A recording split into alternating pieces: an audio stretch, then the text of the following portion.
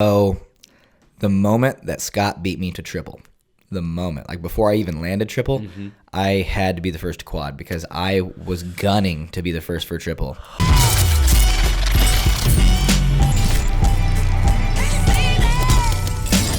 What's up, guys? Today's guest is a tricking legend. Please welcome to the JAMCast, Mr. Michael Guthrie. What is up, everybody? I am beyond stoked to do this episode. Yes. I've been stoked since episode 1, so I hope you guys enjoy this. Let's get into it. Dude, thank you so much, man. Talk about one of the most requested interviews of all time. And what a better way, man. Thank you for coming out here, not only for the JAMCast, but you were just a guest at the Jam Gathering, which was a huge success. Yeah, thank you for not only having me out, but having this event. It was a gathering of the ages for sure. It's definitely a turning point and something that everybody should strive and look up to match. Dude, I appreciate that. It was surreal to see so many like generations together, man. It was such a reunion. Yeah. Yeah, it was crazy. You saw like the guys from back in the days that started things all the way down to like the little next generation kids. and seeing them appreciate it too. Yeah. Like everybody was appreciating everybody, and it was awesome. And I appreciate you not only doing that, but I appreciate you going out and judging and battling. And honestly, that was one of my despite all the controversy that's been going on about the results, that was one of my favorite judging panels across the board. Oh, for sure. Agreed. And I think all of us were really on the same page, and we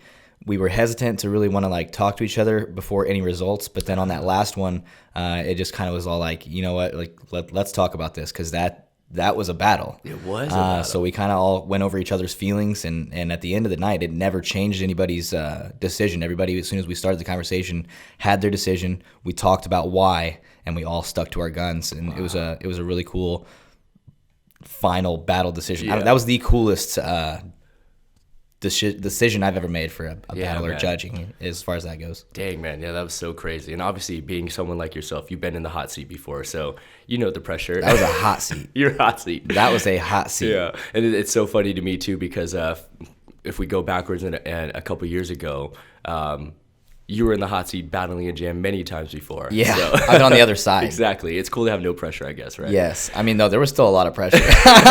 Like looking around at everybody. Look at the tricking forums. Yeah. Especially now scrolling through the comments. Yeah. Oh, man. Well, dude, more than anything, man, I appreciate you coming by, because obviously we would be remiss to have a tricking JAMcast and podcast without having someone like yourself here. So, well, thank you very much. Yeah, man. So, just to tell people a little bit about the backstory, since I know a lot of people probably know what you do nowadays. How long ago did you start martial arts? Martial arts when I was 3. I mean, I kind of was born into it because my dad's parents owned a school before him. So he was kind of born into it, and then I was born into it. So, I mean, I started really before 3, but I started doing the classes and stuff about 3 years old, and still do it. I teach at our school now, so it's just kind of generation. I didn't know you was a multi-generational. I thought just like your dad had done it. So I can feel for you as well. We have that in common. The struggle is real when you're your coaches, dude. That's for crazy. Sure. Yo, so like when you were doing martial arts, what type of martial arts was it that you started with? So we grew up on a Korean Taekwondo base, and I can't remember which. There's always like that ITF, yes. Whatever. I think it was ITF. We did like Janji, Dangun. I can't remember the rest of them, but cool, it's been a while. And where's this at? Where were you originally based at, and where did you start your martial arts journey? Baser, Kansas. It's like 20, 30 minutes from Kansas City, Missouri, if you are familiar with that Midwest area. Man, that's amazing. Is that where your family's from? Yep, everybody's from the Kansas area. Some family have moved out to either Florida, Texas, whatever, but everybody's mostly in Kansas, yeah. That's wild. So I do remember you as starting to see you emerge as a little kid on the competition circuit, but when did you officially start competing and like figuring out that you were ready to like, do a little more than just take classes and practice? We started doing local, it was like a different circuit than what we were used to. It wasn't just sparring in traditional forms like in the Korean circuit. It was like the Pro-Am local NASCA version. And so we started to see these guys, like Craig Henningsen was at a local tournament. He came to Kansas City for a tournament, and there was, I think, even Matt Mullins and a couple other people. They were all throwing down. I liked Craig, looked up to Craig immediately. He taught me how to like Webster on the hard ground at this tournament. And next thing you know, my dad started talking to him and John Sharkey, and we started going to their camps. And that's what really broke us into the sport martial art world. And really the tricking world. Dude, I had no idea about that. Yeah. I had no idea that you had met Craig and he'd help teach you a website. And then they pointed us to their XMA documentary, and that pointed us to their camps. That XMA documentary was so crucial to so many of us. Yeah. I remember seeing that, them doing the forms side by side and like slow motion. I was like, it's insane. And that was so long ago. That was probably over 10. That was easily 15 years ago. Yeah, easily 15 years ago. Yeah. That's crazy. And I also didn't know that you went to Sharky camps. Yep, multiple. Sensei Sharky is responsible for some legends in the game. Holy crap. Yep. I remember going to one of my first or second Sharky camps. One of the main people I was going like head to head, neck and neck with my like not necessarily rival because we were pretty buddies, pretty buddy, but Luke Brodlick. Yes, dude. He was going neck and neck. He was always the one like pushing me, doing the crazier skills, and I was like, I gotta be better than this kid because he was dope. And what's crazy is like the reason why I bring up the martial arts is I think a lot of kids forgot that you actually had your background in that. Because later on, like down the road when we talk about your tricking, you got so well known for doing crazy spins and off-axis variations that I think people forgot your foundation was martial arts. Right, because I didn't do a whole lot of kicks either. Kind of took away from it, but it's cool with me. I'd rather be known for my tricks than my martial arts. Yeah, man. And so literally the exposure to Craig and them was your first exposure to tricking? For sure, yeah. Craig and the AKA and Sharky people totally have full credit for emerging all of us Kansas guys into the tricking world. Wow, dude. Craig Henningsen.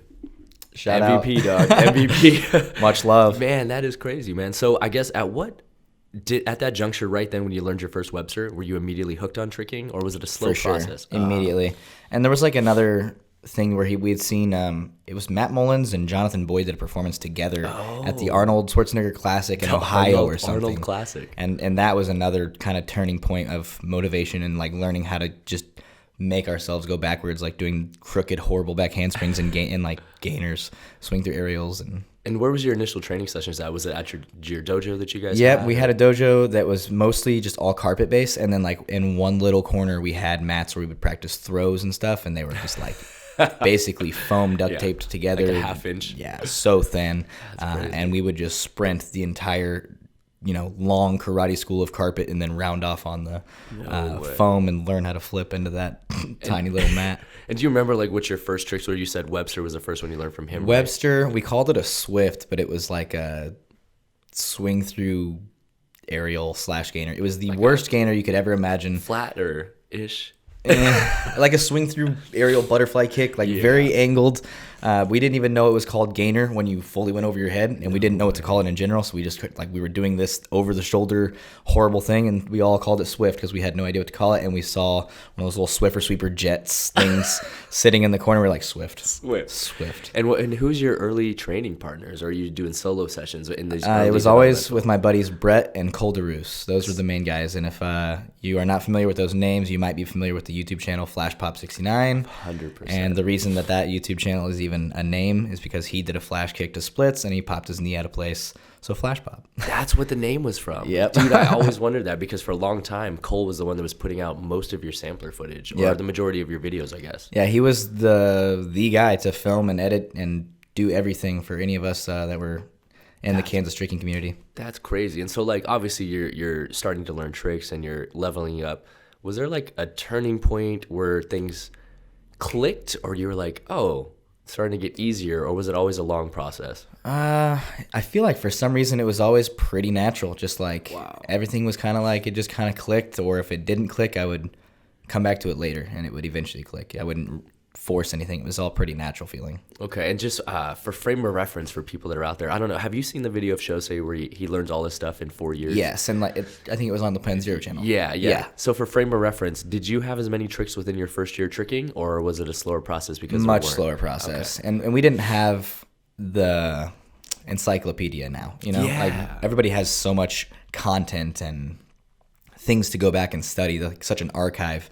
To where then like we were the archive. Yeah. And anything outside of that was just going to these camps, like with Sharky and them, and collaborating on different ideas and tricks to make things a new trick or whatever.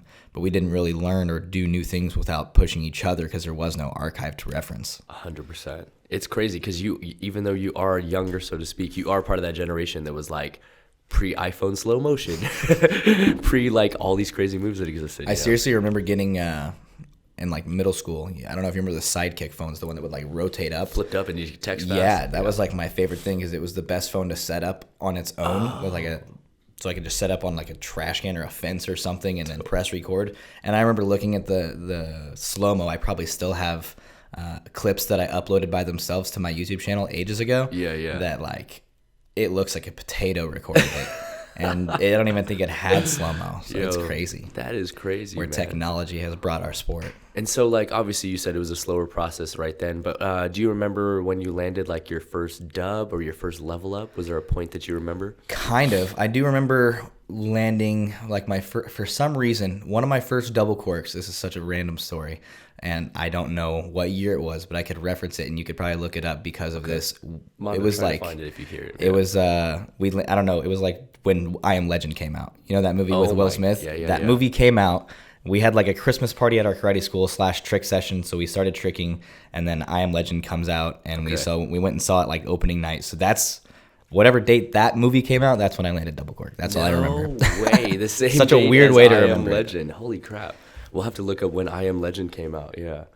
Try to look up on IMDb what year I Am Legend came out. Just for reference. I highly doubt that there's a video of that double cork. Okay. That's so funny, man. And so, like, how consistently were you training back then and at your gym and stuff like that? Because you had access to the gym, so was that a benefit to you? Yeah, I mean, I had a key, and it was my dad's school. So before I could drive, it was Brett and Cole, because they are 3 or 4 years older than me. So they always, were ahead of the game, having a car or whatever. They'd pick me up. We would go to either the karate school, and then once we got a little bit older and a little more into it, which we'll get there eventually, I'm sure, but we figured out that there was open gyms with spring floors, and they started hauling us to those places. So when you landed your first double cork, it wasn't on spring floor? No, it was on foam block, and the karate school, my dad's school, with the blue floor and the small room, that's all foam block. So it's not springs either. Yeah, white foam blocks, plywood, and then the cheer mat. And does it give you a decent amount of bounce, or is it kind of It's okay. It's not very bouncy, no. It just saves the landings, right? Yes. It's like more for not hurting as bad when you really eat it, but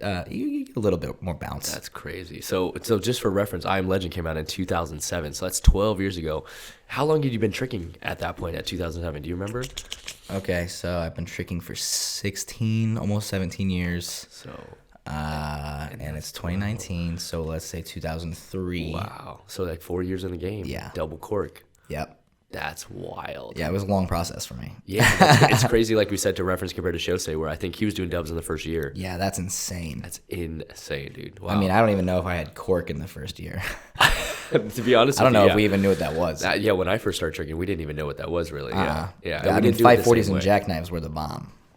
540 jackknife, aerial, cheat 720, and then B-twist started. B-twist started the new thing. B-twist, yeah.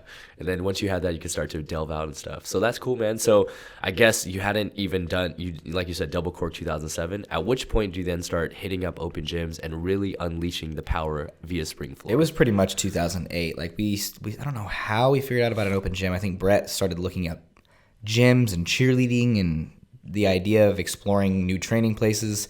Because the floor would frustrate him at the karate school. Exactly. So he was kind of looking for some new spots. He wanted to try double backflips, so he was looking for foam pits.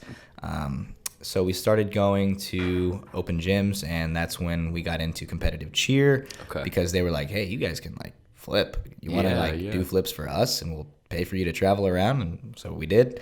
No. And so that's how it started. Yeah, Brett and I started cheering, and that was what got us enticed to cheers, that we could just be in the gym like whenever we wanted. They would let us. We wouldn't have to pay for open gym anymore. Totally. We were only pretty much tumblers, so the 2-hour practice, we were practicing for probably 30 minutes, and the rest we were just tricking. So. And was it self-taught tumbling, or when you got on the chair, did you have to go through their structured system of learning tumbling? I already knew how to do like round-off triples at that point, so I didn't know how to back handspring in tumbling that well. Like I could do a back handspring, but it wasn't like the one that would get you the power for things. I do like whips when I can. Yeah, I couldn't do the whips, so like I had got a little bit of proper technique coaching from the coach at KC Cheer in Kansas City, and he taught me a lot of good technique as far as like blocking and punching and the technique for whips and back handsprings. And as soon as I figured all of those things out, tumbling came really easily. That's wild. Now I got to ask you this, and I don't mean to put you on the spot, but I feel like I've asked you this before, and I don't know if everyone in the world knows this. When it comes to tumbling, we don't see you do a lot of double backflips. All right? Okay. I used to. Exactly, yeah. There was a time that I wanted to start going for like full ends out of touchdown race. Yes. And for some reason, when I get scared, I just spin. So I think I did like side swipe, touchdown raise, and I was going for full end. But I ended up doing like full in, full out, and I landed completely flat back and like bounced my head off the floor. Oh my I like God. bounced right up to my feet and just grabbed my head, and I had a concussion. I was throwing up that night. Oh my God. And ever since then, I don't do double flips. I've done some into pits or something like that, and maybe some on trampolines, but not one on the ground since. That was a question that I just had to ask. Yeah, no, I don't blame you. But I like it. They're cool. I have mad respect for them. I do intend on doing at least one more double back, maybe a cart full in one day. Maybe. Don't hold me to it. Exactly. But they're scary. Yeah, that's pretty much why. No, and like I said, I don't mean to blast you, but I think it's cool for people out there to see someone that they'd probably look up to at a level like you, just for them to know that, like, hey, there are certain moves or things that exist due to injury or mental block. For sure. Just and I'm not at all ashamed to admit that, like, I'm in this to trick for the long haul, and I am not afraid to admit that I'm scared to throw those moves because I don't want them to prolong me like tricking or just gaining new skills or whatever. I don't want to get pushed back by an injury from a silly move. And did you always have that, like, mental maturity, so to speak, like being aware, or when you were younger, were you throwing stuff hard during that level up Definitely phase? in high school, I had the more, F it, chuck it mentality. The rip it and stick it, Yeah, rip it and stick it. We'll use that one. That's better. But I definitely had a lot more of that. Like, I mean, if somebody just pissed me off, I would be considering corking. Like, just to, like, blow that steam off. Wow. I never did it, but I would, like, timer it or something. But I had a little more of the rip it, stick it attitude back then, and then more and more, smacking your head on the floor, or like I would get cocky with double backs and try Gumby swing through double back and just land on my neck. And I would eventually be like, let's start to bring this back a little bit more and more and more. And then after, it's like a year or two ago, I tore 3 or 4 ligaments in my ankle, and that's really where I've gained a lot of maturity with being careful, training all of the muscle and body parts around certain ligaments to keep myself in this for the long haul. Yeah, 100%. And so just to give us like a frame of reference, back then when you were doing the level up, how many hours per day do you think you were training, and how many days a week? And I didn't even really like take it as a training thing. It was just like I was homeschooled, so like I could wake up and just get my school done, or I could wake up, do a little bit of school, go have a grass session, come back, finish my school, go to the karate school before karate started, trick there, teach classes, and then trick again. Wow. So I would trick about 2 to 3 hours 2 to 3 times a day, about 5 days a week. You take weekends off, or? Yeah, I would mostly be chilling weekends. Sometimes I would do stuff, but mostly it was like go to movies with friends or something, try to chill. That's crazy, man. I mean, you share that with your goat brother, Jacob Pinto. He was homeschooled as well, and just had the opportunity to train as much as he wanted to. Yep, and he had the facility, and had the. Wow. I mean, I don't know how much of a training partners he had, but but that's pretty similar parallel. Like you said, you had access to a facility, you could go when you wanted to. Yep. That was a game changer for sure. I mean, I guess it's no coincidence that both you guys are at the level you're at. And with that don't much be time. ashamed of those solo sessions, because some people, they'll refrain from going to a tricking session nowadays because their friends aren't going to go, or they don't want to be by themselves. Like, you will learn a lot by tricking by yourself. You learn a lot about you, not just your tricks, but yourself. Like, it's really a spot like for meditation, a spot for you to learn about yourself a little bit. Okay, and just to show people a comparison to how much you were training back then, how often do you train nowadays? Okay, and do you need to train as much nowadays, I guess is a better question. Nick Fry and I were talking about this last night. Yes. It's like you're in this process of let's train Monday and let's go hard. Let's imagine that we had a really good session. So our bodies are pretty torn up. It's going to take me I could trick 2 to 3 times within that week, but ideally if I go really, really hard, I'm probably going to have to get a massage, hit the chiropractor, and stretch. I stretch every night and throughout the day as much as possible. Foam roll. There's just, even sometimes an Epsom salt bath. There's just so many things of recovery that has to go in. So like now I can't say, I'm going to train Monday and Wednesday and Friday. I'm going to train Monday, and like if it went really well, I'm going to be really sore. So like I might not be able to train until Friday. Wow. I could train Wednesday, but I want my body to be, in that prepared, ready to go like it was on Monday. I don't want to have a Wednesday pretty sore session working on other skills type thing. So I'm chasing recovery more than I'm chasing tricks, but I'm still training, once to twice to most of the time 3 times a week. Okay, yeah, that makes a lot of sense though, because there's two schools of thought out there of guys that are like we should push through every single day. Then there's other people that think you should rest so that you're actually at 100% For sure. when you're at those sessions. So There's other times where like you want to push past it so that you can, not get as sore as often. So like if you're training for a gathering, I might train 2 or 3 days in a row and then take 2 or 3 days off, just so my body starts to get used to going 2 or 3 days in a row. Okay.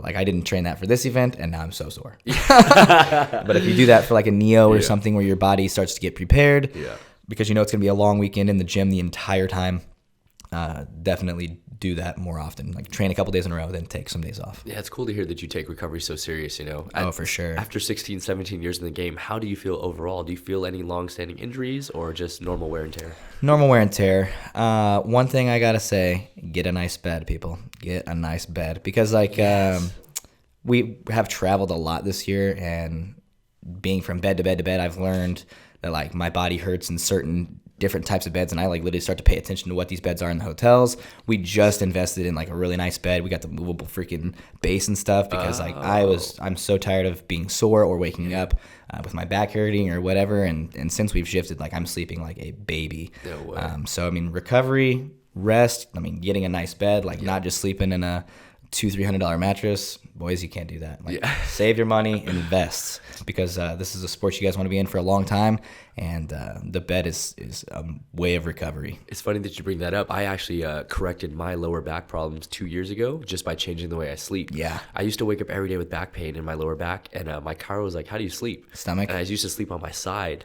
And he's like, basically your body's working the whole time. He's like, the optimal position is the way we lay you at the chiropractor, on your back, flat with your knees up. I started doing that. I had no back pain ever. Yeah, that's why I wanted the adjustable frame, so I can like force myself, because I end up on my stomach a lot. No way, your stomach's all right, dude. That's not good for the back. No, it it's hurts not your good for your back shoulders so bad. too. Yeah, my shoulders and my back are the worst. But I've been doing a lot of what's the needles? Ooh, what is it? Acupuncture? Acupuncture. Yes. Yep, and that's super helpful. That's super cool. Any other like secret tips from Michael Guthrie? Like Epsom salt baths, a nice bed, chiropractor, and acupuncture. Massages are good too. But I do the massages a lot more rarely. It's like if I really feel like an inflamed or pinched nerve, that's when I'll go get that done. That's crazy, man. All right. So at this crucial years when you're growing up and stuff, at what point do you start competing on the national circuit? NASCA? Yeah. Probably like 12 or 13, because I had like corks and all of the things to kind of match what they were doing. We did a lot of the local circuits to build ourselves up, because not a lot of us in Kansas were super well off financially, so we couldn't just go hit all of the NASCA tournaments. We had to strategize, like, okay, let's definitely hit AKA. Eventually, let's try to hit the US Open. Let's hit Diamonds. So we were trying to nick and pull like the best ones to go hit. So we were always training as hard as possible to go to 2 or 3 a year and save our money and whatever. But I'd say that was probably like 2005. Wow. Let's see if we can find any old comps. Yeah. That's crazy, man. And when you first started competing, you weren't sponsored, right? You were just... Yeah. It was just White Tiger Taekwondo. We just wore our karate school's uniform. And at what point did you finally get picked up? I actually competed for years and years and years, and then stopped and didn't compete at all. And then I went to a local karate tournament that the Amerikick team was putting on, and they had a grand prize for like $300 or something. And I was like, okay, like $300, like registration's $50. I'm in.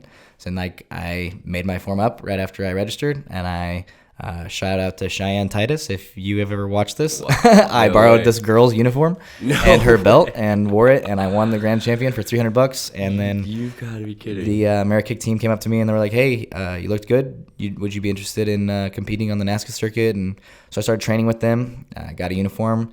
Hit up Amerikick Nationals 2013. That's probably right. And started competing with them as under a sponsorship, and did that for 2 or so years, maybe a little longer. Okay. That's crazy. And is there a tournament that you won or are most proud of winning? US Open. Which one? What year? The first year was the most meaningful, because it was like, that was the tournament growing up that I looked up to, especially because it was on ESPN.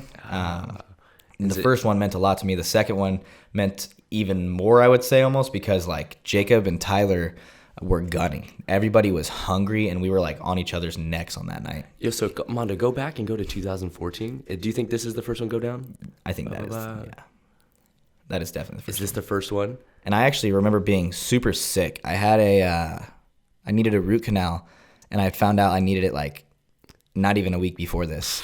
And so they were like, you are going to either have to push past the pain or not compete because you can't get the root canal and compete. Yeah. So I got like pain meds, okay. And I do not do well on those things. They make me so sick. Yeah, same here. And so I couldn't really like take them, but I had to take them before I competed. Otherwise, I couldn't have competed because I was in so much pain. Just to push, right? And like I would take that medicine, and as soon as I finished my form, I was puking so bad, and like just trying to down Gatorade and Snickers to get that extra protein as fast as possible and then go compete again. Dang. Because there were so many rounds you go through or whatever. But I remember this form. Yeah, I remember just from the sound effects in the beginning from the gun thing. Yeah. I remember the hand combo. I made that form up in somebody's basement. No way. And who made the music to this track? I did, actually. I found it on... That's what I thought, yeah. I think Ross Constam led me to this guy, 10 Cup. Some random DJ on SoundCloud, and then I just like mixed it on Adobe Premiere Pro, like the video editing program. Totally, yeah. I'll always remember the hand combo with the gun in the beginning. That's wild. Dope. And so in this form, you start with the full snap, right? 2015, let's go to that one, and let's see the difference. And what place did you get in 2014? What place? Yeah. First. Overall grands, right? Yes. And then 2015 is the following year, and you're going back as the defending champion at this point, right? Right. What was it like going back with that title on your belt? Did you feel the pressure, or? There was a lot of pressure because the way that I had understood it is that if you win, 2014, 2015, you don't have to go through the runoff period. You just go straight to the grand, and you get to go last. But throughout that, in the middle of that day, they were all like, yeah, we're going to have to do a runoff. And I was like, what do you mean runoff? Like, I won CMX. Yeah. And so there's no room Creative, for anybody to come in. Yeah. And they were like, well, we put Tyler and Jacob in there. And I was like, are you kidding? Like, come on. Like, shout out to the boys. Like, they're savages. But I'm just, that time, I beat them. So I was just like, come on. Like, don't do this to me. Yeah. Right. But then they were like, all right, don't do the runoff. We're just going to throw you guys all on stage. And then they threw me up first. So I was salty because I wanted to go last. Yeah. But everybody was hungry. Everybody was down each other's necks. Like I said, like we were all like giving each other that stank eye before we competed, but we're all homies. But I ended up taking the first on that one, but everybody threw down, especially Jacob. Like I'm sure you guys have seen that form. He does dub to split. Nasty. I do remember the dub to split. Yeah. And it was super wild, man. That's crazy, man. And so in between that 1 year, did you feel like you had personal growth yourself, or? For sure. Okay. I mean, so what is it? 2013, I started competing. Okay. And I did not win anything. I would make it to grands, maybe a tournament or two, and I would always lose in grands. Question for you. Do you think it was because of your skill level at that point, or was it politics because you were new? That's hard because... Okay. I had to ask. I mean, there would be times, Micah is clean, and he was always on top, and he was always the best martial arts guy in the division. So I always knew I had to try to take him with the tricks. So I don't know. It was really hard that first year because I was never really winning unless someone like messed up. Wow. So I felt like that I won because they messed up, and it was because of my tricks. And then the next year, I feel like because I was around and doing the tricks and shaking everybody's hand, like there was more politics, and I was like... new, so I was being nice to everybody like crazy. Totally. And then the next year, I was like, I already been nice to you. I don't got to shake your hand every time. I don't got to be super nice every time. And so I started to lose, and I was like, this is so weird. So I definitely think that there's a very strange politics in NASCA, and y'all need to fix that. Yeah, but it's existed since forever. So yeah. Okay. Well, that is super interesting to know. So I mean, as far as NASCA is concerned, like obviously you had a decent career there, and politics got a little bit of the best of you. But when did you make the decision to stop competing?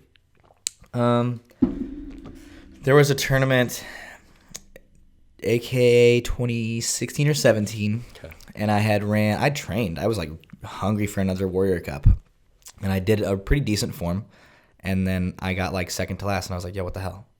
To the judges, and they were like, oh, my bad. I thought you were Cole Eckert. What? And so, like, we all talked about it, and they just kept it the way that it was. So I was like, all right, I guess I'll just try again in the next division. But I was so salty, and, like, this is immature. Don't do this, kids. But I went up to the judges, and I was like, it doesn't even matter what your name is. And like Jacob was like, you won't triple, like as I was walking to the corner. So I tripled, and like I just changed my form as we were going because I was so mad. But after that, I was just like done with the politics, done with the confusion. And like I ran like a funny form, obviously, because I was messing around. I kind of messed up a little bit, and then at the end I like clapped and showed everybody the horns, and the crowd loved it. Everybody was about it, and the judges hated it, and that's where I was like, this isn't for me. Like everybody loves me for something different, and the judges don't love me for what I need to be loved for here. So this isn't for me, and that's when I started to shift my focus on something else. That's crazy. And so last question about your martial arts stuff. Who was making your forms? Because a lot of the people I have on the JAMCast, they talk about all the mentors they had and the private lessons they took. Who was formulating your stuff? Cole DeRoos. Cole DeRoos was always my like random little forms coach. I would send him tidbits, and he'd give me little tips here and there. But mostly, I mean, once especially like the 2015 or in 14, it was just all me making my own stuff because I was making all my student stuff all the time. And so like I'd make 5 or 6 kids a form, and then I'd take my favorite parts of all 5 of those and make my form. Dude, that's super impressive to me, man, because I mean, like I said, we've had a lot of guests on here talk about how their parents literally would send them to go take privates to have guys build their forms out, and you're out here winning world titles by building them on your own. I mean, I can't take credit for myself. Like Cody Sanders and I would just, or even Cole Presley or whoever, we would just sit in a room instead of wander around in a hotel. We'd just sit in a room and play with hand combos and give each other ideas. Okay. So I've got a ton of inspiration from really creative friends. That's super cool. Yeah. All right, man. Well, that's insane. Yo, Mondo, can you try to go to his actual channel and go to like the oldest one? Yo, so at what point did you land your first triple? Do you remember? Click that G3 right there. Which one? Click the G3 at the top. Yeah. Do you remember when you landed your first triple? Or what it was? I think it was 2008. Was it cork or full? Gumby. Oh, no. Triple full. I landed triple full first. At a cartwheel? Yes. Okay. Triple full first. Yep, I landed cartwheel triple full, and then round off triple full, and then Gumby triple cork. Wow. And did you know that it was going to happen that way? Were you chasing one specifically over the other one, or did it just naturally progress that way? I think the cork was the one I always wanted first, but I couldn't figure out like how to do the body position and make the 3 spins happen. Totally. So then I would go to the trampoline and like do the kind of A twist where you like jump and then A twist into it. Like if you can imagine, kind of like how Shosei does triple B. Yeah, totally. Just like totally. Jumps into it. Just working on that position of the body. And I would work on doing triples that way, and then it was easier to do cartwheel triple and like translate the trampoline to the floor with the cartwheel rather than the round off. Wow. And then I took it to round off to learn how to like block and set, and that's when I figured out how to do the Gumby one. Do you remember what number you are on the list? For triple cork? Number 2 in the world and number 1 in America. Yes. Shout out. That was Shout out to Scott Skelton from Australia. Exactly. Shout out to Scott Skelton. Everybody knows that. And how old were you, though, when you did triple cork? Because you were the youngest by far. 15 or 16. I don't think I was legally driving. I'm pretty sure I drove my truck to the karate school without a driver's license. You know what? That is super impressive when you put it in relative terms, though, because at 15 years old, that's the age that Shosei is right now. Yeah. And when you compare the time difference of like what existed, you were pushing. You're doing the groundbreaking moves at this. It's crazy to me to hear that Shosei is 15 years old. That is insane. Because I'm coming up on my 17th year of tricking. Of doing the sport, and he's not even been on the planet that long. It's crazy. Yeah, it's kind of scary, right? Yeah. He's going to be, I mean, he already is a savage, but like just when that man strength starts to come in, it's going to be just crazy. Totally. He's grown into his body. So in 2012, how long had you been tricking? I'm kind of freaking the math on it. What did we say? 2003 maybe. So close to 10 years, like 9th year. And it's crazy. We're already starting to see the evolution of the power and things like that, like within your style here and stuff like that. Now, I got to ask you, because this is something that was up for debate at some point.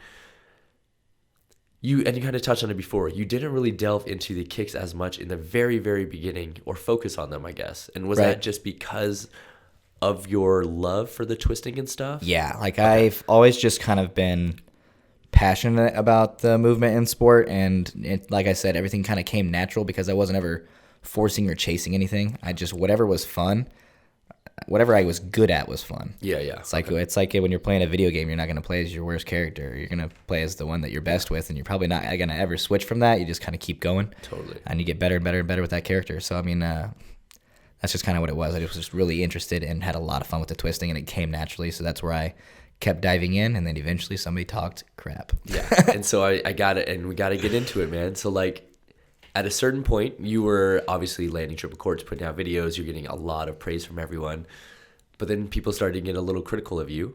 And I guess because you're at such a high level, they started to point out the flaws or things that they thought you could improve upon, which one was your kicks. Right. And how did you take that? Burned me because I was like, I've been doing martial arts for so long that I should be a little more known for my kicks. So I went to the lab, frustrated. I remember this because I don't remember how long it was, but when you came out, there was a huge difference as far as flexibility, range, what you were targeting and stuff like that. Do you remember how long you went in the lab for? Or I have no idea. I really have absolutely no clue. It just kind of blends. What did you do though to improve? Were you like actively just training basic kicks, or were you just trying to do the moves a lot better themselves? Basic kicks, and like trying to break them down as microscopically as possible. Like I would write down how many ways I could do a round kick trick. Like you got backside 9, or even just backside 180 round. Yeah, just pop 180 round. Tornado kick, cheat 9, or like invergado punch backside 9, 540 wrap 9, standing wrap 9. Like you can get really creative and we go on forever, but I just tried to compartmentalize and make so many different versions of the same trick and just rep, like not just do cheat 9 once and then 540 wrap 9 once, but cheat 9 10 times, 540 wrap 9 10 times, and just rep. And we always had mirrors in the karate school. So when I'm at JAM, it's like so natural to find that one spot where I can see myself in the mirror and go across, because it's like, I don't know, I've learned to not find a target, but look at myself in the mirror, and it helps me find where everything is and what I'm doing. That's crazy, man. Well, along the lines of you like training the kicks and stuff, did you also work on your flexibility at that time, or did you just get more dynamically flexible because your kicks started just popping at that point? I was, I've always been, flexible and into stretching because of martial arts, but once I was, starting to go into the kicking world, I realized that I had to stretch and take it a little more seriously, because at that age when I was twisting a lot, I was getting into the more high school area where, like, you're pretty naturally flexible. You don't really stretch that often or even work out. And your body just naturally tightens as a boy. It's like, right. Yeah. So then I started to just stretch more, and now it's like such a natural routine and habit. Like the first thing I do when I wake up is I greet my foam roller so graciously. Yes, exactly. And I'm stretching for a solid 30 minutes to an hour every morning, and then every night before bed, and if I can in the middle of the day for sure. So I had to ask you, man, at that point when you were, I guess, 15 or 16-ish, and you kind of said like, you took it personally, but like, was there a lot of pressure at that point, being such a young kid and having to battle adults and having the pressure of the community on your shoulders? For sure. There was even times where, like, 2012, I feel like I remember specifically just taking it so serious. Like, I would honestly feel like the need to call off work to go train.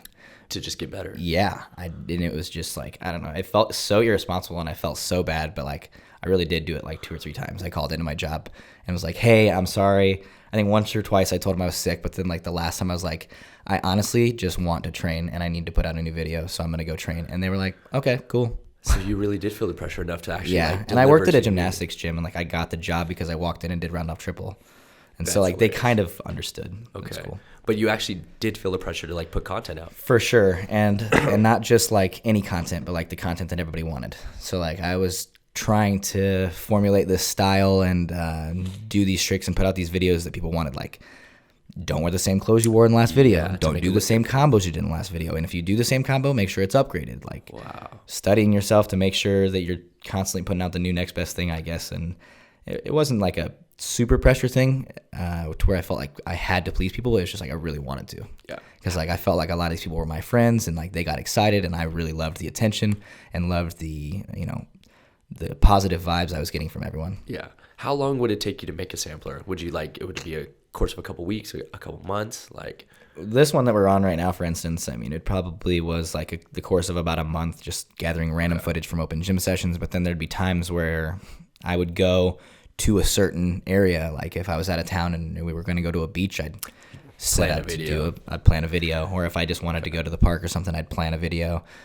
So sometimes it was literally just a couple of hours where I'd plan the what kind of shots or combos I wanted on a piece of paper. I'd go there, shoot it, come back, edit it. Wow. And I would have the song in mind before I even left. And so I would be listening to the song in my headphones while I was training and just kind of thinking about editing. And once I got my own computer and was into editing it, it was just a much different process because Cole did everything for me before. Yeah. So now that it was just a whole nother world of creativity for me. Yeah. Yo, Mondo, go to his channel actually. And so like you said, you started at a certain point taking over your own channel like 7 years ago. Because before all your stuff was on Flash Pop 69. If you wanted to watch a Guthrie video, it was on Cole's channel. Yeah. So 7 years ago, you launched your own channel. Is there a sampler that you're most proud of or is most memorable to you? Because you've had so many that have come out and garnered tons of views. You know, you have some tricky samplers that have hundreds of thousands of views, which in our community is gigantic. Is there one that stands out to you as your favorite, or maybe was the most difficult or most rewarding to complete? And we're talking probably closer to the starting area, right? Oh, just anywhere, bro. Anywhere. Yeah, it could be anything at this point, man. Because yeah, you've put out so much content at this point. And it's funny because you're going, damn, I don't remember that one. I don't remember that one. Yeah. And what's funny is there's some guys that have like no videos out. Like, for example, Anise has only released one sampler ever that he self-edited himself. That's crazy. Every other video of Anise online is fan videos. That's crazy. Yeah, it's a wild thing to compare to, you know, because his reach is so massive and global. But you, on the other hand, were really, really committed to the community, and we're so lucky that we'd get videos from you, you know, constantly. Like, just within this span right here of 5 years ago, there's 15, 20 videos you put out. You're putting out videos quite often at that point. Some people were hating on it a little bit in the sense of, like, don't put out too much. Like, give yourself that, you know, nostalgia of, you know, you don't put it out as often, so people are going to appreciate it more. And I got that, but at the same time, I was just like, I can't, like, hold on to this footage. I just want to get rid of it, and I'm having so much fun editing, and when I liked the song, I didn't care if other people didn't like it or if it didn't fit well for a video. I just wanted to listen to it a bunch. Totally. So I would just go and edit to it because it was just like an excuse to listen to that song, and I already had footage. So Heck yeah. It was just such a fun way for me to express myself in so many different forms. But I don't think I could pick any one video. They're like children, right? Yeah. You can't have a favorite. No, I really can't find like one video. And it's like somebody asking me my favorite gathering. They're all... Yeah. They all have elements that are dope. Yeah, right? They all have their ups and downs. They all have their, you know, reasons why you specifically love them, and you just can't compare one to the other. I don't know why, but for some reason, the two videos of yours I always remember and watch are Footprints and Court Warming. Footprints was fun. That guy is really dope. And actually, that guy, like... It was a dope cinematic video. It was like, that's what I think was so different. It was like your first cinematic video really of you, besides stuff like Dustin Shepard shot of you like at other events with the guys. That dude is from Kansas City, and he did a like a what if trailer for the Fresh Prince of Bel-Air, and what it would look like in 2020 or whatever. No you know, way. how these characters would talk, how they would act, and what it would look like cinematically. And he just shot like a what if 2-3 minute trailer with Kansas City actors. Will Smith saw it, flew him out, did a documentary with him. So this dude is like blown up from just story. Kansas City stuff. Like he would just call me and be like, "Hey, I bought a new camera. Do you want to go do some flips?" Sure. And now he's like, you know, kind of a bigwig in the film world. So cool. I got to ask you about this other sampler. Who edited Goat Brothers? Jan Dahl. If you can see him on Instagram, I don't know if he has a YouTube, but JANN_DOLL. I'm pretty sure is his Instagram, and he was just randomly at Hooked and was like telling Jacob and I he really wanted to make this video, and I had no idea what the hell he was talking about. I'm like, yeah, sure, dude, yeah. Just I don't know how many times I've met a guy at a gathering with a camera that wants to make a video. Yeah.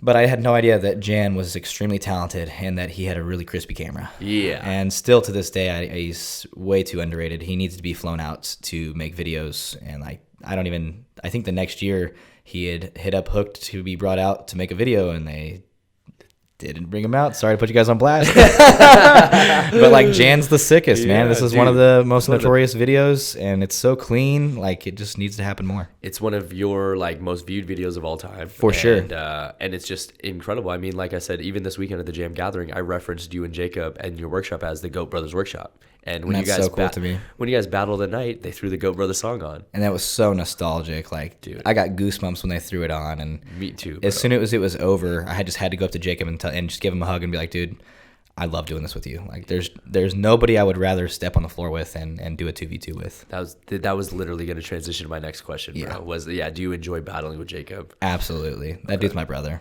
That's crazy, for sure. And we've had rivalries or whatever throughout our time, totally. But I feel like they've always been extremely friendly. And it was more so just from a level of respect, because obviously you guys knew like, oh, he's at a level where I gotta try to beat him. Yeah, exactly. He's me. Just opposite sides. Yeah, he's me, just Hispanic. We are each other. That's too good, bro. Oh, that's absolutely hilarious, man. Well, yeah, it's one of the iconic samplers within our community, man. It's so good. And we trick on opposite sides. So he's the dark side me, I'm the light side him. Yeah, and it looks so good, man. It's so cool when you guys are out there ripping together, man. Yeah, I definitely want to train more, get some more sync stuff together, and maybe slash the Takahashi brothers. Hey, maybe, dog. And so that's a great segue into my next question, which was, for someone like you at such a high level where everyone looks up to you, was there anyone growing up that you watched, and is there anyone now that you watch it for inspiration? It started off in the martial arts world, like we said, Craig and all them. And then once we got into the tricking world, it was definitely like Danny, Anise for sure. And then once I obviously got like stuck or a little more into the twisting side, it transitioned to somebody like Teddy Onvik. Thank you for shouting out Teddy. People forgot about Teddy. Don't forget about Teddy, people. Go do your homework. Guys. Teddy's a savage. He's clean, floaty, and the guy I looked after for Corks. And then Scott Skelton, of course, and Phil Gibbs and a lot of the Australian vibes. Okay. And just, I don't know, I was into Screamo music at the time. Those guys were making their videos to Screamo music, and they were power heads, and I loved it. That is wild. And at the current time right now, do you watch anybody? Or Yeah, I watch a little bit. Okay. It's tough because there's not a lot of YouTube/sampler content, and that's my favorite. And I don't really like watching Instagram stuff. Like, I scroll through Instagram, but I don't pay attention to Instagram that much. Yeah. So when there is a good YouTube video that's dropped or a good sampler, I'll watch it a solid couple times, no matter who it is, just because I appreciate a really well done video. Dude, you're right. They're like, we've talked about this before. There's two like schools of the tricking community: the short form content kids that have only known about Instagram, right, who have no idea who some of these old school guys are, just simply because they haven't even gotten off of YouTube and like just dived in. Yeah, they haven't done like a deep dive of what's out there, man. Somebody that really inspired me to, once it was like, okay, I kind of have kicks, I kind of have twist, but I don't want to do cheat 9 hook, touch and raise box cutter. Razmasat was a good way to transition my mind. And I gotta just put this out there so that people know this. I contacted Rasmus to come to the Jam gathering, and if he didn't just have a newborn baby, he would have come. He said, "Congratulations, my man! Yeah, I did not know that. Exactly. That's amazing." So shout out to you, Ott, because your inspiration is tons of us. If he would have been there this weekend, I would have lost my mind. So. Yeah, no, he's insane. I know another tricker who's a savage just had a baby as well. So shout out to Mr. Boyang Chen. Oh, I didn't know that. Yep, he just had a baby. Congratulations, man! Wow. We just went out to China for a little bit to do some workshops and some battle stuff at his gym, and. Yes. His wife was very pregnant. So they just had a kid, and congratulations to them. Hell yeah, man. And so along the lines of that, with going out there with Boyang, I know recently you teamed up with Adrenaline right now. Are you an Adrenaline athlete at the current time? Yes, I'm an Adrenaline pro athlete, and it has been game-changing for me. All I do for a living is martial arts tricking, outside of the one class a week that I teach at my dad's karate school. That is CMX. That is by choice. I love the kids. I love teaching CMX, but everything 100% outside of that 1 hour class a week is tricking. So you're just right now just putting out content, teaching lessons. And, and traveling and either doing workshops, seminars, or doing performances, or doing some sort of film gig.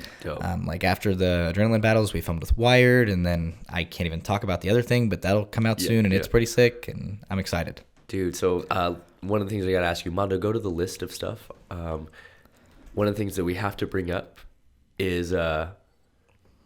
the top one. It's one thing that I got to ask you about. How long did it take you to envision doing this? And for those of you that are listening to the audio broadcast right now, what we're looking at is him executing a quad cork.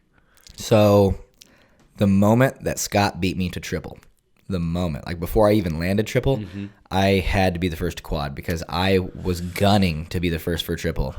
And I actually remember landing triple cork before Scott posted his, but I think we messaged him and we all talked about it. Like he had it timestamped. Truthfully, we timestamped everything out before footage came out, and he did land it before I did, no matter what. But I landed before the footage came out, so I thought that I had it first because of internet at the time wasn't as rapid. But yeah, the moment that he beat me to it, I had to beat everybody else to the next one.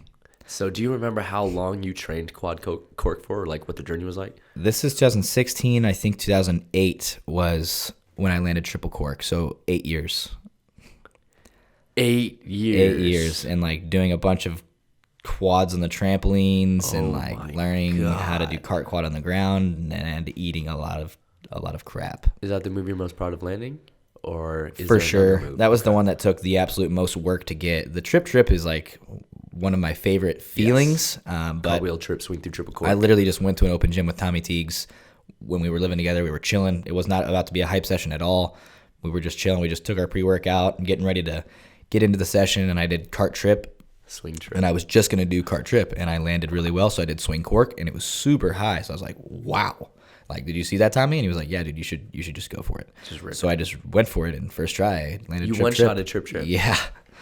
First try. And, like, so that one, I guess, it was really hype, and I was really surprised, but, like, the work that behind the quad cork is what makes it the more, I don't know, one I'm more appreciative of.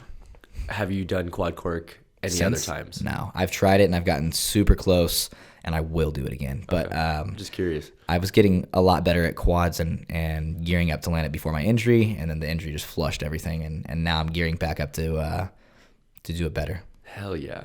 Dude, and I want multiple setups. That is insane, man. I mean, you've contributed so much to the community, from like, Dub times 4 to trip to quad cork. And now there's like 5 or 6. And now, exactly. And the amount of kids that can triple cork and quad cork is absolutely insane. Like, the number of triple corkers in the world, I can't even keep counting more. It's funny because, like, my dad, your dad will always try to like hype you up or whatever, and like sometimes whenever we'd do like a demo or something, my dad would be like, yeah, he's like one of the only 3 in the world that can do this, and like 5 years later still say the same thing, and I'm like, Dad, no, there's 40 people now. Yeah. Like, this movie is like popular. That is crazy. It's funny. That's super funny, man. All right, well, one of the things I also got to talk to you about, man, because I had this on my brain for all time. I was like, if I ever bring this man in for JAMCast, I got to ask him about this, dude. Trickstar Season 1. Let's go, people. Let's go, you guys people. wanted to hear us talk about this. To hear about this. I know it. Dude, I had to ask you about this, man. So, full transparency, let me set the stage, because this is one thing that I don't think a lot of people know about. We talked about it on Andrew Franklin's episode. When Trickstar came out, I called you, and I basically tried to say, like, hey, man, I have this battle series that's coming out. I really think it'll be a great thing for you. I told you there was a prize money. I don't know if you realize this, but my intention was, I wasn't going to fix it, but I wanted you to win so that the world was like, here's our Trickstar. We have a champion. Right. Michael Guthrie is the first online winner. You fixed it as much as you could, and then I had to do the work. That's what you're getting at. And it wasn't even that I fixed it. I was just like, you know what? You got a great shot of winning this thing. Yeah. It's one of the most stacked brackets that we had back in the day, comparatively. For sure. In 2014, we had some dogs. We had you in there, Velu's in there, Micah Carnes is in there, Sashamru, Matt Emig, Bailey Tim Farley. Tim Farley. Dude, it was insane, man, So Trickstar comes around, you make the decision to come out, and you absolutely slayed it, absolutely killed it. Then we get to the final battle against Andrew Franklin. And now one thing I don't think a lot of people know is you had to battle one more time that Andrew didn't that night, because you had to do all 3 or 4 of your rounds in the same night. And that was the first time that I experienced the smog. Yes, dude. I couldn't breathe like at all. I remember so many times going up to the bathroom and going outside, just trying to be able to get a deep breath. Like, I couldn't get my deep breath in. And it wasn't and not to make an excuse, but the one thing I will never forget was before the final battle, you were outside about to throw up. Yeah. And you were outside. I remember my niece came out and he was like, dude, you're good. Just get your breath, calm down. I know it's hard. So we remember the same moment. Yeah, I distinctly remember walking out there, and I was like, oh, no. Yeah. Like, are you going to be able to push through right now? I'll always push through, baby. Do we need 20 more minutes, No. But that's just, a little backstory that I don't think a lot of people know about, which was you had to battle so many times. It was an intense night. I give a fat amount of respect to everybody that can make it through a bracket. The bracket battles are tough. It's so much different than just going one time. Yeah, and that's where I'm at now. I like to just channel and focus and really attack that person's weak points and like prepare for a battle versus the bracket system is like, you got to be a cardio god. Totally. To handle it, and those athletes are on a whole different level. So mid-battle with Andrew here, what were you feeling? Were you feeling like it was even? Were you feeling like you were winning? What was the climate in your head at this point? I did feel like I was winning, but I always try to, no matter what's going on in the battle, I don't ever want to feel like the other person's winning. It's like it is purely mindset. So as soon as your own brain sneaks up on you and is saying, hey, dude, he's beating you, you got to step it up. Yeah. I feel like you've already lost. So it's hard for me to say truthfully where I feel like I was, because it's just like I'm constantly tricking myself into this mindset. You're doing better. You're winning. Yeah. You don't want to be negative in the moment of battling, obviously, right? Yeah. Looking back now, I can see a lot of little mistakes and flaws in technique and execution on and just where a lot of things lied. I totally get it. I think there was just like one pass where you did a little stumble and had to like add on to the combo. Yeah. I think they could tell. Yeah, totally. And it's so much different when all these people that are sending these comments and have made the controversy what it is, they all got to watch this like 30 times. Those judges watched it and in the 2 minutes that it happened or whatever, and had to make a decision 30 seconds later. Yeah. There was like no processing. Right now in the tricking forum, you are one of the judges that's getting criticized. I mean, they're not specifically saying your name, but the judging panel from the Jam Gathering is getting criticized right now. Yeah, I'm about to go on the internet and start commenting and saying like, hey, I voted Aiden. Yeah. The funniest thing to me is I saw a comment multiple times in the forum saying, wow, they did it again. Trickstar Season 2. They like robbed a victory. And I'm like, the funniest thing about that is Michael Guthrie was one of the judges this time.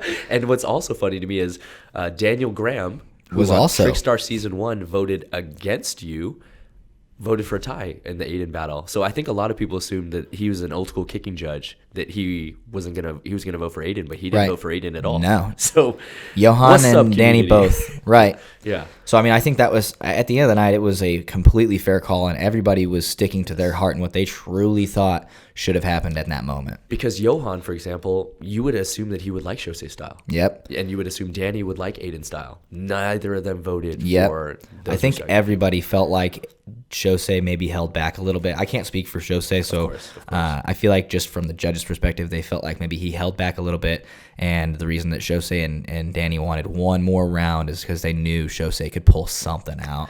Yeah. And on my perspective, it was just like I related it to, I don't know how many times I've been watching a Chiefs game, and I just wanted one more play or one more quarter, and we didn't get it. And it was just that lesson of too little, too late. I will say this, and not to make excuses again, but like we just gave the backstory on you and the smog. Shosei going into this week was actually under really the ill. weather because of the jet lag. So much so that I had to move him from one Airbnb into an apartment because his allergies acted up one night at like 4 a.m. I had to move him. And that'll mess with you. Like if you're not confident, like if your body's not feeling 100%, like it's tough to get into a battle at all. And like he's here to do that. So I mean, he had to show up, and I mean, the kid still killed it. Like we're not at all taking anything away from that. Last night. For those of you that don't know or hadn't seen the clip, he made history last night with triple B swing gainer, round of quad. So, I mean, Shosei he's a dog. He's the king. He's on the top right now. A battle does not decide who is the best. A battle's a battle. A battle is anything can happen at any given time. Just like in a heavyweight boxing match, one punch can change it all. Steph can miss a couple threes, maybe. Totally. Oh man, so along the lines of that, man, in your battle career, is battling something that you enjoy? Because you've been thrown to a lot of heaters, or is it just something that you kind of felt like you had to do, like obligated to the community? I liked it a lot at first, and I was really into it because I felt like it was like a proving ground. Yeah. And then eventually I started to like it because it was like a way for me to like be a bit of an a-hole, but get away with it and like say like I'm better than you. And it was fun for me. And then I started to back off from it because of the way the community felt like they had too much say. And I was just like, I don't even want to hear you guys talk. Sorry. This is my life. Yeah. And then I got back into it because I finally got over the point of like, I really don't care what people think. Yes. And this is just my life and my sport and my passion. So I'm just going to do it. Was there an immense amount of pressure when you enter battles because people are expecting you to win? Yeah, I definitely have. There's even been times where I've stayed away from it because I'm like, I'm not ready, and I don't want that pressure, and if I lost, I don't want people to be like, oh, he's not the best anymore, blah, blah, blah. But now it's at the point where I'm like, a battle doesn't make you who you are, and it's all in it for good fun. I mean, Conor McGregor, in my opinion, is still the world's greatest fighter, but he's not going to win every fight. I've seen him lose live. Yeah. I've seen him lose live twice. So. But, I mean, it's just a matter of fun for me at this point, and just a way for me to have a lot of fun exerting energy and just like letting the other person know like, hey, I'm better than you a little bit. Yeah, I was super curious what pulled you out or actually made you enter the adrenaline thing, because it's a lot of high stakes for you at this point. Right, and right before the adrenaline world, I feel like my stance publicly was I don't like battles. Yes, that's what. And I don't like single battles specifically. Yes. But adrenaline's format changed my opinion a little bit because they give that little like intimate like a UFC fight. I really like that structure of who you're going to go against. It's not the day of. Yeah, you can very much so prepare for it. It was a much more intimate setting. That was my first time doing anything like that, and I really enjoyed it, and I definitely intend on doing a lot more. Okay. But I mean, in a bracket sense, I would still do like team battles and 2v2s or something like that. But the brackets for me, a little too old, can't handle that cardio. So I like the 1v1 setup, how Adrenaline has it, and the way they have everything set up. I'm excited to keep diving in. Cool. And so Michael Guthrie, 2019, about to be 2020. What do you focus on in tricking right now? Are you just maintaining? Are you going after new stuff? And where do you think that you will continue to go in the next couple of years with your tricks? Whether it be, I want to obviously get back to quad cork. So, I mean, that's not necessarily anything new, but I just want to continue to push myself, just get better, whether it be better than the community or the curve of where, the world of tricks is at, or just being better than myself that I was last week, or being better than myself of all time. I just want to constantly push myself, not only in the tricking world, but just, I'm married now, and I want to be able to, thank you. I want to, work up to a house, and then work up to taking over my dad's school. And I have a lot of other goals outside of tricking, like financially, but tricking is the way that I will get those goals. So just trying to figure out how to blend both worlds so perfectly.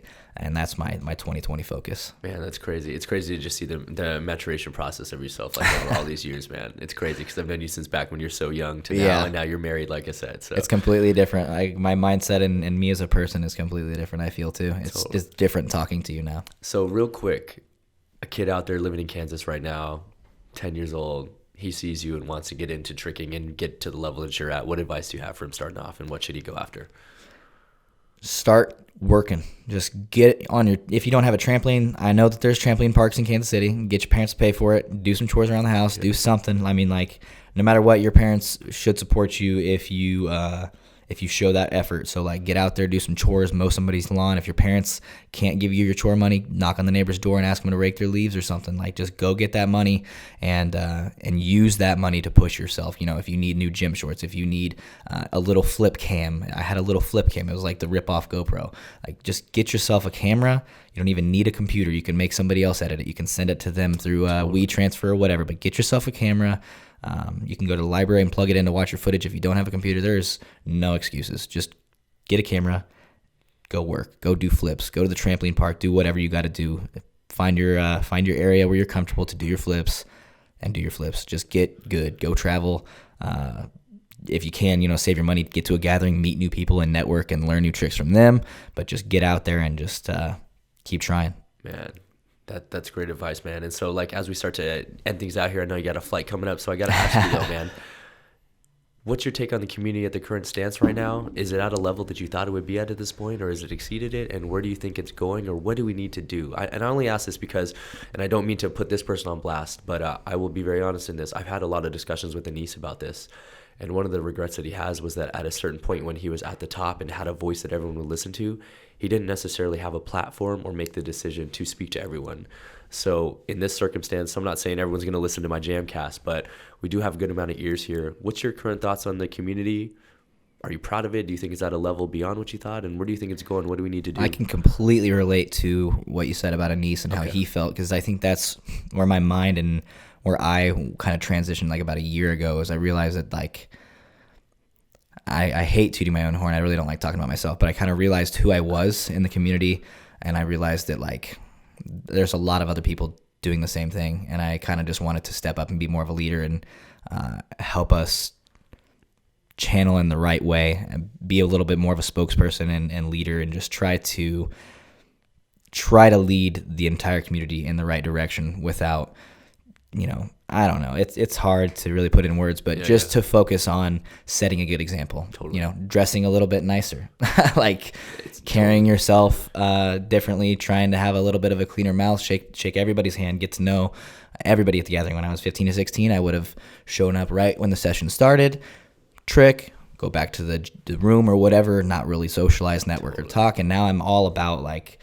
high-fiving everybody, taking pictures with Needall, like, just every little kid. Like, I'm just want to be in it to inspire and get the next generation going, because if I can do that, I feel like those kids will want to be more like that and less like going to the gym just do their flips and then get out. Yeah. inspiring the youth through your actions. It's super hard to put in words, but like, I don't know. I realize that there's a lot of platform and that a lot of people watch me or listen to me, and now I want to be a little more, inspiring. A little more vocal. Yeah. Yeah, because everyone's got their eyes on you anyways, and we're ready to listen, If you talk, we'll definitely hear. Inspire the next generation to just be a good person. What do you think about the community right now? It's amazing. I love where it's going. I think it's definitely surpassed where I would have thought it was going to be going, because, you guys had Adidas here. That is game-changing. The experience of filming them with them this weekend was so surreal. Like, throughout the entire time, I was almost choking up and like having a hard time getting my words out to them, and almost even like teary-eyed, because I was just like, wow, this is insane. It's crazy. Like, they gave me gear and I'm filming with Adidas. They're interviewing you about Michael Guthrie tricking. When I was 12, that was seriously like a dream or unheard of. That's like me being on the Wheaties box personally. Like, just filming with Adidas, that's insane. So the community is the reason that it's got the attention of Adidas and things like that. So, super happy and proud of where the community is currently leading it and where we are at as a whole and where it's going to keep going. I love it. Dude, this has been one of my favorite interviews so far, man, because I've learned so much about you, and more than anything, man, I just think that you're at a great place in your life where you're able to actually discuss what's on your mind in a clear and concise way, and hopefully everyone that's out there listening right now will really take it to heart, man. This is the most genuine interview I've ever done. Dude. Most of them, it's like, what have you landed, or why are you, how long have you been tricking? We went through those things, but it dove so much deeper, and I appreciate that. This has been awesome. Hell yeah, man. So before we get out of here, the last question I ask every single person, and some have an answer, some don't have an answer, and you watch these, so you know this. Where do you see yourself in 5 years from now? Where do you see yourself in 10 years from now? And if you don't have an answer, it's all good too. I see myself 5 to 10 years from now living like Dwayne "The Rock" Johnson. I want to have a freaking like farm with a dope gym set up in the back, like in the barn area. Like, he's got his lifting stuff, but mine will be a little differently. Little bit of lifting stuff, mostly spring floor and toys for flips. Yes. I want to live a little country. I want to live like Dwayne "The Rock" Johnson. Cool. I look up to that guy a lot, and I strive to have the leadership personality like he does and live like he does, because he is a lavish man. Yeah, that is crazy. It's cool to see people like you and who their sources of inspiration are at this point in their lives. It was actually awesome to see Dwayne's star on the Walk of Fame. That was really motivating for me. I'm not a person that likes to like jump in and take a picture of something by myself, but like I was like, yo, Rachel, take a picture of me with the star, because I really look up to that guy. Dude, that is so cool, man. It's just crazy to see that inspiration comes in many forms. Yeah, not just from a tricker. Exactly. That's literally what I was gonna say. That's awesome, man. I not even to just talk about you, but I look up to you, man. Like, you're very successful in what you do. You're very happy with what you do, and everything is really smooth. You are yourself. Like, you're not trying to be somebody you're not, and that's really inspiring. I do look up to you as well. I appreciate everything you do for the community, and appreciate you doing you and being you. Hell yeah, man. And dude, once again, before we get here, I just got to thank you more than anything for not only coming down to the Jam Gathering, not only coming on to JAMCast, but over the course of the last 10 or so years that we've talked, I feel like we've always had a really respectful relationship, and agreed. More than anything, I've always appreciated what you've done for me and for the community, and always supporting my events, man. So yeah, no, thank you, man. Every time I'm at Jam, like, every worker and even your family makes me feel like family. So this is a very special place for me to be, and I always will appreciate you having me out. I appreciate it, man. You're always welcome, and you know what? Hopefully everyone will want you back here again down the road, and I'd love to do another cast. So before we get out of here, dude, if you can, just swing that mic in front of you, look in front of that camera, and let people know where they can follow the man. All right, so M Guthrie Tricking on YouTube. So that's YouTube, www.youtube.com/mguthrietricking, and then on Instagram at Michael Guthrie 2. Follow me. Let's go. Hell yeah, guys. As always, please be sure to hit that like button, comment, subscribe for brand new episodes each and every week. Join us every Monday for Jam Breakdowns and every Friday for brand new JAMCast, interviewing influential members of the moving community like Mr. Michael Guthrie himself. Much love, y'all. Hell yeah. As always, guys, got to give a special shout out this week to Mr. Armand Robinoff for running the cameras in the Switcher app. Got to give a special thanks to our guest this week, Mr. Michael Guthrie. Thank you guys for having me very much. This was genuine and amazing. Hell yes, man. And as always, coming at you, coming through. I'm your host, Travis Wong. Thanks for joining us here on another JAMCast. Until next time, we'll see you all soon. Wait, that's one. There we go. Peace.